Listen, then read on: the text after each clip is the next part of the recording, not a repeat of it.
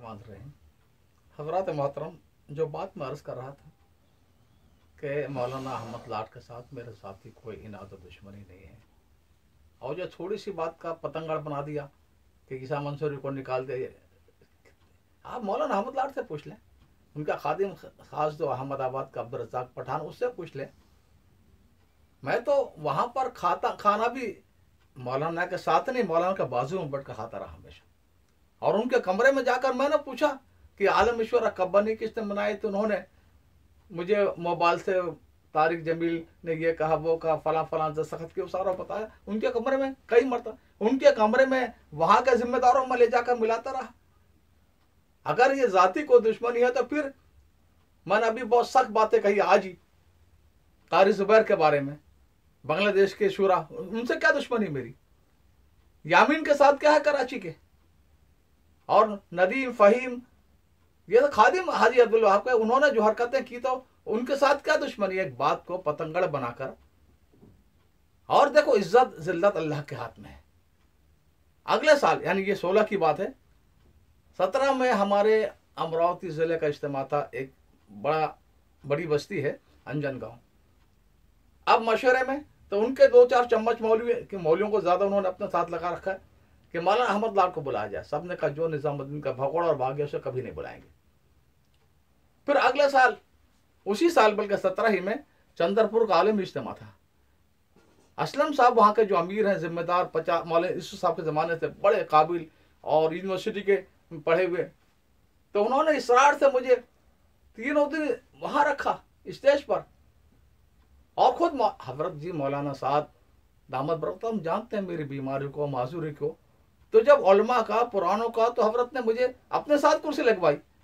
तो इज्जत जिल्लत का मसला नहीं है, ये मसला है कि हमें मरकज से वाबस्ता रहना है या अपने अपने अलग अलग मरकज बनाने हर मुल्क में, कौमियत की बुनियाद पर, इलाके की बुनियाद पर मरकज बनाने हैं। और मौलाना अहमद लाट ठीक है, मेरे से सीनियर हैं, बुजुर्ग हैं, लेकिन उसके बाद अमरावती तो क्या, नागपुर तो क्या, अक्सर महाराष्ट्र में उनका बंदिश होगी जाने की। तो ये ऐसी बातें कि मेरी कोई जाती दुश्मनी थी उनके साथ, और ऐसी कोई बात नहीं है। हमारी आज भी दिल साफ है अल्हम्दुलिल्लाह, और आज भी हम दिल से चाहते हैं कि निजामुद्दीन आ जाए, और हम उनकी खिदमत के लिए तैयार हैं। दूसरी अहम बात मुझे कहनी थी कि यहाँ पर 2 शख्स हैं जो सबसे ज्यादा साजिशी हैं, खतरनाक हैं और शरारती हैं। एक तो मैंने अभी नाम लिया था शौकत मालजी का, सारा बनियापन इसके दिमाग में जो, और ये सब, और सौलत सिकंदर। एक जमाने तक मैं बड़ा मोतकिद रहा इस आदमी का, और आखिरी वक्त तक मैं तो क्या, हमारे अमीर भाई जुल्फिकार साहब और सारे साथ उससे निजामुद्दीन का हम ही समझते रहे, और वो एजेंट था यामीन का। और जो मरकज हमारा, जो बड़ा मरकज की जगह खरीदी थी, आज जो जगह 1 एकड़ कई करोड़ की है, 20 एकड़ जमीन है, इसमें 22 साल इसने ज़ाय किए।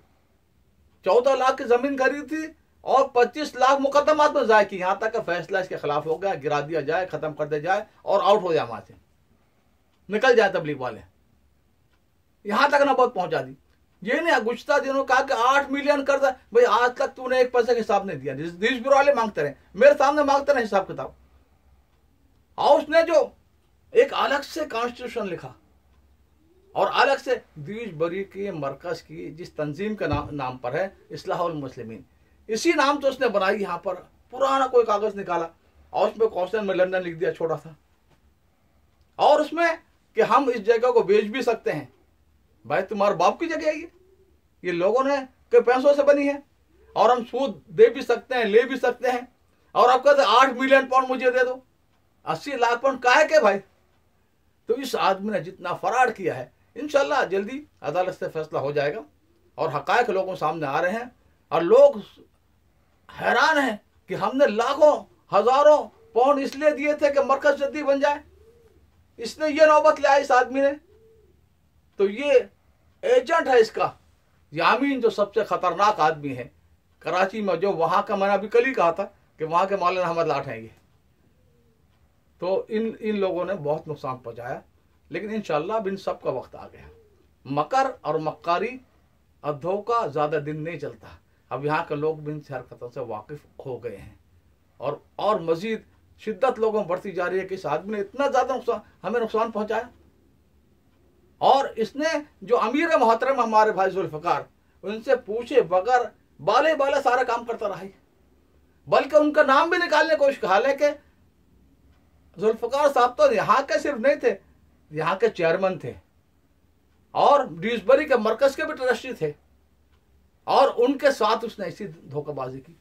और उनके जुल्फ़िकार साहब हमारा अमीर के जो साहिबजादे हैं मुफ्ती उमर साहब, उन्होंने उस जमाने मुझे बताया था कि मैंने रंगे हाथों पकड़ा है शौकत मालजी को सहार करते हुए मेरे वालिद के नाम के ताबीज मरकज की जमीन में दबाते हुए। तो इस किस्म के लोग तबलीग में इसकी मक्कारी की जगह है। तबलीग इसके लिए थी कि वहां पर आप बदमाशियां सीखें और तबलीग के नाम पर माल बनाएं। तो ठीक है, जो जैसा करेगा अल्लाह ताला बहुत जल्दी बता देगा उसको भी और दुनिया को भी। वमा अलैना इल्लल बलागुल मुबीन।